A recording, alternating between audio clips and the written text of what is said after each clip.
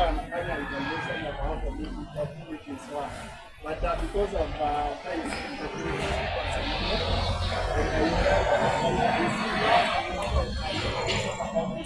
and also he's ready to link us up with the papers that have been written from the beginning, and also the institutions that have done that. So that is something that Arabian msikiliza kwenye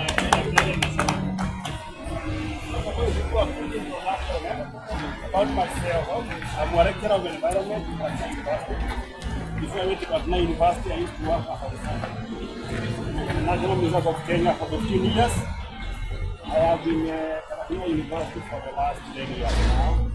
And primarily I work on rivers or aquatic ecosystems. So in ecosystem, normally what we look for, we look at the pollution. So to be able to communicate about pollution, we do something we call bioassessment. Bioassessment is where we use biological organisms to tell us about the quality of the environment we are in. And if the organisms tell us that the environment they are living in, by looking at their composition, to the different species, just like the way we are. If I find you somewhere, you are indicating something. So also organisms indicate something. So when we go to the aquatic systems, for example, aquatic insects, and we look at the species composition, we tell us about the quality of the environment. So today we came because we were looking at the plastic pollution. And plastic pollution is because if you look aloud, we are throwing around plastic papers, plastic bottles, and they end up in our systems. When they end up in our systems, they break down, and when organisms, including us, take them, they become destructive to our bodies. And some of them could even end up in the air because they become smaller particles. When they end up in our systems, they cause some of us to have allergies, sneezing, etc. So it's good to have a clean environment to take care of our plastic pollution.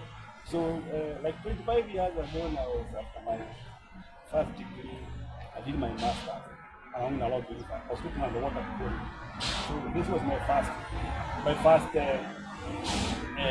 point. And the purpose of sampling here, what the river Nairobi is starting, is because it is like the near pristine or the near natural or control point to tell us about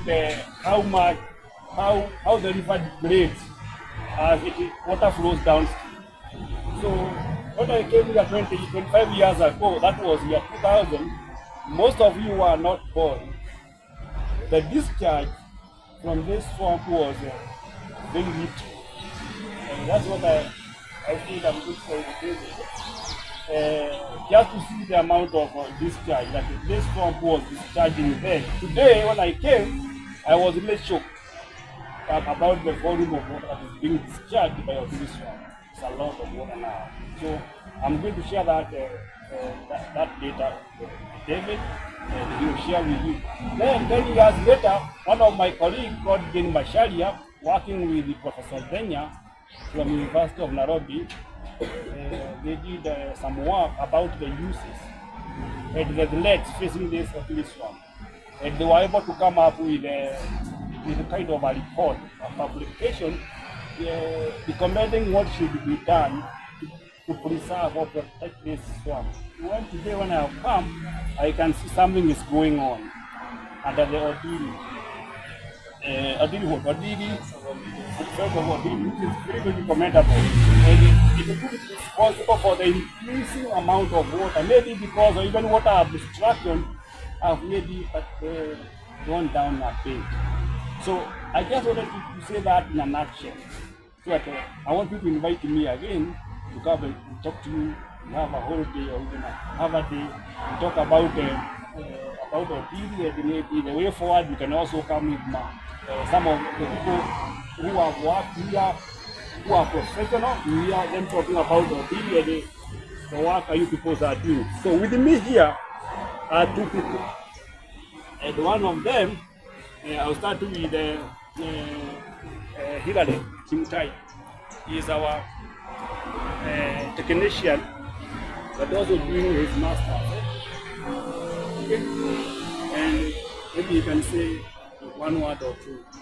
Okay, thank you. So, as you have heard, my name is Hilary Kumtai, and apart from working at Karatina University, I also do my master's there. So, apart from what I'm doing, what you have already been said by Dr. I'm also a botanist, so I'm also a plant taxonomist. I can identify a lot of plants. Yeah, and I'm a conservationist. So the master's I'm doing is a Master of Science in Environmental Studies. Yeah, so let me not say much. I think my master is said by Dr. You are also lucky to meet somebody from another country. It's called Elastin. We see it. And Elastin is from Rwanda, but currently is a lecturer. So he's doctor. But when you are teaching in the US, you are called professor. We don't call people doctor, but he's doctor. Elastin is based in Brevard College in North Carolina. He is collaborating with us in the basic research of plastic pollution in our water bodies. So today, I want him to say maybe a few words or two about his experience in Kenya, maybe what he is doing. Thank you.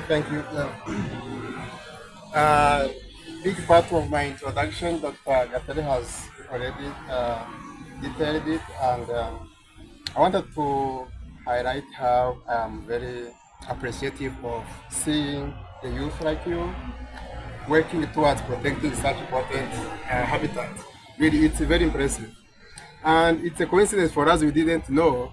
We have the same goal. We are working towards more research to support and form policy. But you are on the ground actually seeing how you can put those policies into action. It's very powerful and important.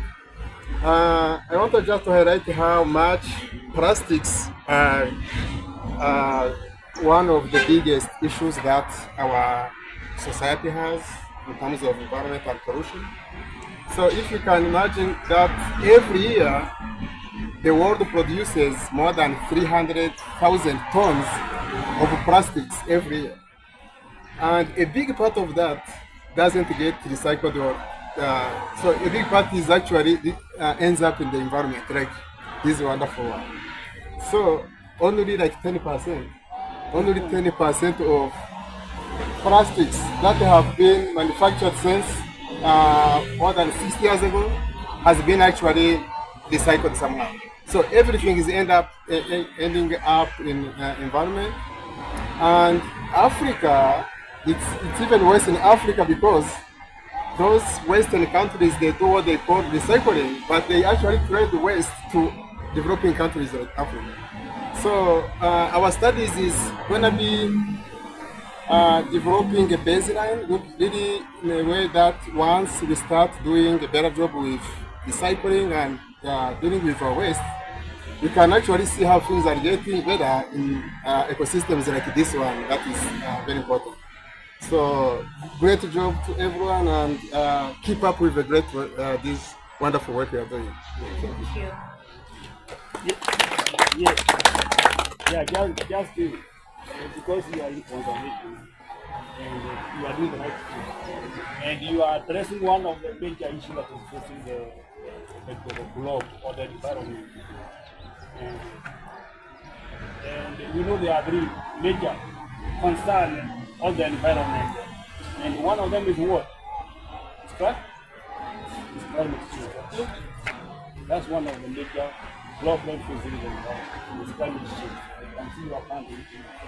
By doing that, you are helping remove the greenhouse gases, which is a carbon dioxide from the atmosphere that we induce the greenhouse effect that causes water, the global warming. Secondly, you are addressing another we are addressing another major concern, which is pollution. Okay? Pollution from different sources. either solid or liquid, or even chemicals, whatever happens is happening in the environment. It's a major problem today. Pollution, and you can see even our vehicles are emitting out of what? Yeah? These are what? Fumes, and they are also affecting our health. Lastly, is the declining what? Number of species. Species are now declining because we are destroying their what? Their habitat. So, and I want you always back in your mind wherever you are. You know there are three major what? Concern that the environment is happening. That is causing lots of body. And I can see I saw even some ducks have come back. So, and you can see all these three concerns, they are all interrelated. They are all going together. If we destroy the cause global warming, you are killing, you are destroying the habitat. And when you destroy the habitat, you are killing also the biodiversity. So we would like you to be thinking like that as the future leaders. As we are expressing, that we are ready to develop and share the knowledge that we have. That's what we are talking today. Moving forward, in case we get a chance to invite us, as far as we are available, we will always avail ourselves. If you come maybe have a dialogue with you. As we are not going to talk to you, okay? We want to come with the reason with you. Because everybody can explain alone. Nobody is stupid, okay? Everybody has knowledge, okay? Even the proper people you see allowed here, they just need to be a bit educated, informed that they are doing the right thing. That's why we talk about awareness and what? We talk about awareness, education, awareness, and the what?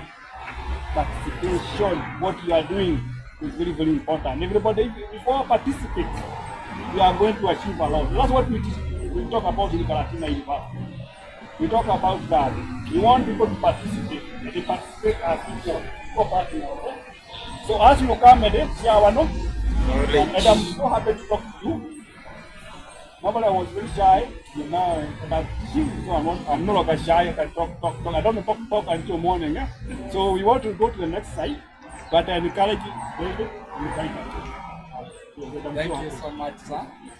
We have two requests from you. The first one, the next convenient date for you to come here. We are much ready, willing and ready to sit down, listen and learn from you. Yes. So, you have worked in the National Museums of Kenya, yes. And I know for sure that also that is where you'll be going, probably on Monday. We are requesting that we want to schedule a visit there, because I have been telling them that NMK does a lot of research on ecosystems. So we want to do a visit there.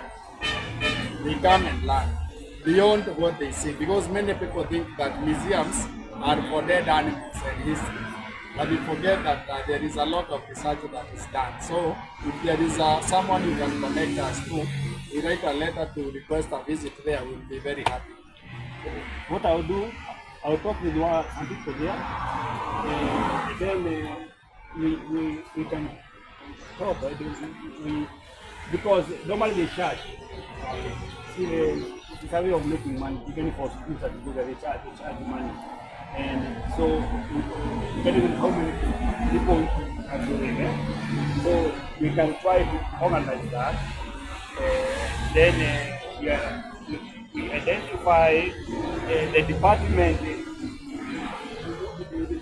and I can only recommend you go visit. You can visit the department of yes. Yes, and maybe perhaps another department where you might be explained the origin of what this is. That is a department called art science. Art science. So so maybe perhaps you can visit another department. There are many can see because you have even insects, invertebrates, invertebrates, department, perhaps also you can visit, not fish, but you have frogs here. Yes. You have snakes. Yes, the fantastic. Maybe you can visit the park, so you can maybe plant but because of the cost implications, let me first of all go talk on maybe two questions. What have we found out kuhusu microorganisms sai na compared na 10 years ago? Microorganisms, the last time what we looked for when I was doing my master's, I was looking at the microalgae. We have a group called diatoms. That time, diatoms that were found here were not many. The things that we found were indicative of fairly good water quality. Okay? Even now, the water is fairly good. So it's highly likely that we are going to get the same CPP that we got 25 years ago. So the water is no. The only concern is not with the David is when you are crossing the bridge, you can see some algae, the algae that is growing on the substrate or the stones. Which is a good indicator there is some level of nitrates or nutrients. And which is understandable because it is an agricultural area. So all nutrients that are used in the agricultural farms here, some of them they come to the swamp. Not all of them are taken by the wetland. Some are escaping and flowing in the water. So when you find the nutrients in the water, they trigger the growth of microalgae. When you see stones having that greenish substrate, which is microalgae, just know there is nutrients. Because the plants require nutrients. So but the water is relatively very, it doesn't have sediment.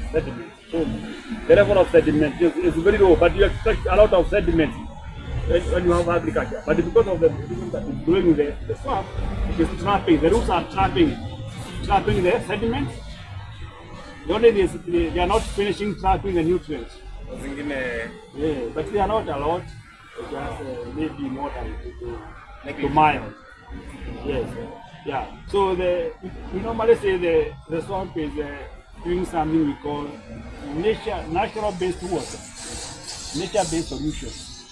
So because that's what we call nature. So swamps provide they are a form of nature-based solutions in our environment. So you find those terminologies. They are becoming now very popular in most publications because we want to use nature to cleanse pollution. That's why we want to use nature-based solutions. We don't want artificial solutions. We want what? Natural or nature-based solutions. NPS. Here. We are very open to learning. I'm really impressed. I wish they are my students. The nature is very bright with people who are ready to learn. You find yourself getting very good jobs. Yes. Do you mind if you take a group picture?